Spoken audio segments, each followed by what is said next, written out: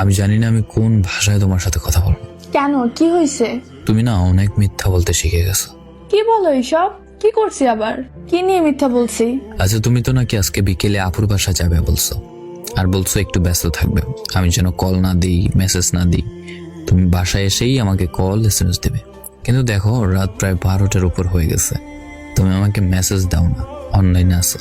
তুমি সব সময় এসব ছোটখাটো বিষয় নিয়েই পড়ে থাকো। আরে আজকে আপু ভাইয়া এরা সবাই আসছে, সবাই মিলে আমার ফোনে ভিডিও দেখে ফেসবুকে। তো আমি মেসেজ করার সময় ওনারা দেখে নাই? গেছে কই ওরা? তুমি একদম বেশি বেশি করো। হয়তোবা আজকে শেষ রাত, আর হবে না কথা কখনো। ছেলে ছেড়ে যাওয়ার আগে এইসবই বলে, বাকি ছেলেদের মতোই তুমি। হ্যাঁ, আমি বাকি সবার মতোই। আজকে তুমি সত্যি আপুর বাসায় গেছো? তো মিথ্যা বলবো তোমার সাথে? মানে তোমার সমস্যা কি? তুমি আমাকে এটা নিয়েও সন্দেহ করো? প্রশ্নের উত্তরটা দাও, তুমি আসলে আজকে আপুর বাসায় গেছো? হ্যাঁ, প্রয়োজন হলে আমার বান্ধবীকেই জিজ্ঞাসা করো।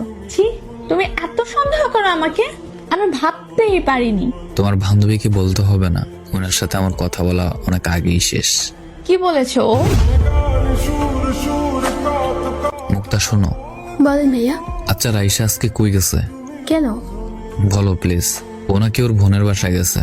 আগে যে কোনো জায়গায় গেলে ও আমার সাথে কথা বলা ছাড়া থাকতে পারতো না, কিন্তু এখন ও ওর বোনের বাসায় গেলেও নাকি আমার সাথে কথা বলতে পারবে না। কল দিতাম না, মেসেজ দিতাম না, এসব